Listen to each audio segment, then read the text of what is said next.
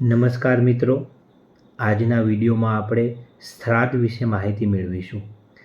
આપણા હિન્દુ સંસ્કૃતિમાં શ્રાદ્ધનું શું મહત્ત્વ છે, શ્રાદ્ધ કેમ કરવામાં આવે છે અને શ્રાદ્ધ કરવાથી આપણે કયા પુણ્યની પ્રાપ્તિ થાય છે તેના વિશેની માહિતી આપણે આજના વિડીયોમાં મેળવીશું. જે મિત્રો નવા છે તે આપણી ચેનલને સબસ્ક્રાઈબ કરી દેજો, તો આ પ્રકારના નવા વિડીયોની અપડેટ તમારા સુધી મળતી રહે. ઘણી બધી જગ્યાએ આજે ભાદરવી પૂનમથી શ્રાદ્ધ પક્ષનો પ્રારંભ થાય છે, તો ઘણી જગ્યાએ આવતીકાલે ભાદરવા વદ એકમની તિથિથી. આમ જુઓ તો ઘણા બધા લોકો માટે શ્રાદ્ધ એવો જ કંઈક અંધશ્રદ્ધાથી ભરેલો કે પાયા વિહોણો વિષય હશે. તો મને થયું કે મારા વાંચન અને અનુભવના આધારે જે કંઈ પણ હું જાણી શકી છું એ વાતો શ્રાદ્ધ પક્ષ નિમિત્તે આપ સૌ સુધી પહોંચાડું.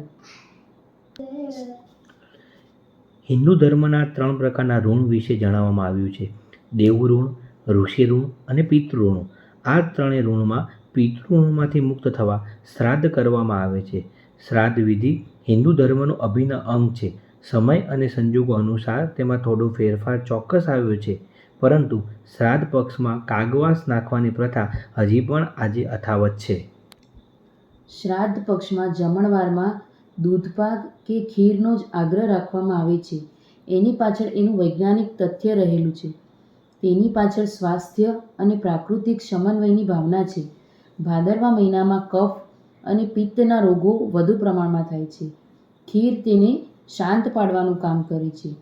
વરસાદ પછી પડતા આકરા તડકાને કારણે શરીરમાં પિત્તનું પ્રમાણ વધી જાય છે, જેના ભરાવાથી વ્યક્તિમાં પિત્ત કે લોહી વિકાર જેવા રોગો પેદા કરે છે અને તેમનું શમન અનિવાર્ય છે.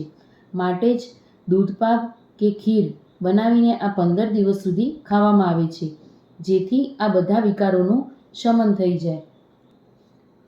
હું નાની હતી ત્યારે મને હંમેશા આ પ્રશ્ન થયા કરતો કે હંમેશા કાગડાને જ કેમ, બીજું કોઈ પક્ષી કેમ નહીં? કદાચ આજે પણ આ પ્રશ્ન ઘણા બધાના મનમાં થતું જ હશે, ખાસ કરીને આવનારી પેઢીને.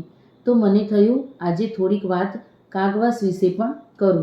હિન્દુ ધર્મ ગ્રંથો અનુસાર કાગડાને દેવપુત્ર માનવામાં આવે છે. માન્યતા એ પણ છે કે ઇન્દ્રના પુત્ર જયંતે જ સૌથી પહેલાં કાગડાનું સ્વરૂપ ધારણ કર્યું હતું.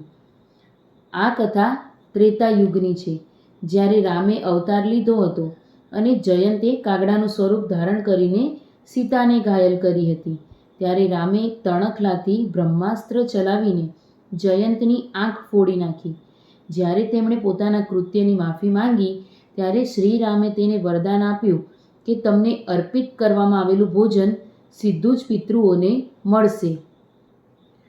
ત્યારથી શ્રાદ્ધ નિમિત્તે આ ભોજન કાગડાઓને આપવાનો ઉલ્લેખ શાસ્ત્રમાં કરાયો છે.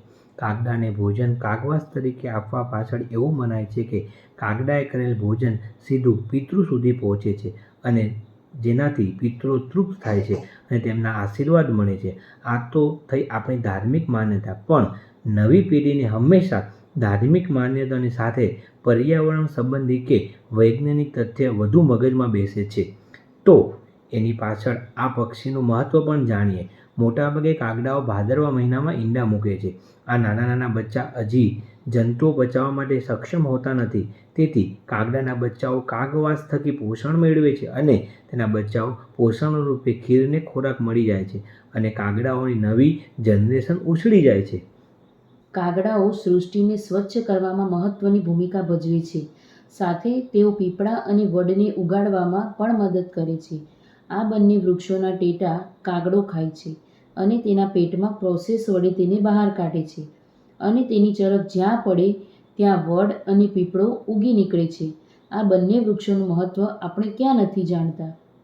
શક્ય હોય તો આ બધી માન્યતા કે રીત રિવાજો વિશે આપણે પણ માહિતી મેળવીએ અને આપણી સંસ્કૃતિનો આ અમૂલ્ય વારસો આવનારી પેઢી પણ જાળવે એ માટેની સાચી સમજ આપીએ. કોઈ પણ ધાર્મિક પર્વ કે રીત રિવાજો પાછળ એની સાથે જોડાયેલા વૈજ્ઞાનિક કે પર્યાવરણીય પાસાઓ સંબંધિત સાચી માહિતી આપીશું, તો આવનારી પેઢીમાં શ્રદ્ધાના બીજ ચોક્કસ રોપાશે. તો મિત્રો, આ હતી આપણા શ્રાદ્ધ વિશેની માહિતી. જો તમે આમાં પણ હજુ વધારે જાણવા માગતા હોય તો તમે અમારા વિડીયોમાં કોમેન્ટ કરીને પૂછી શકો છો. આભાર.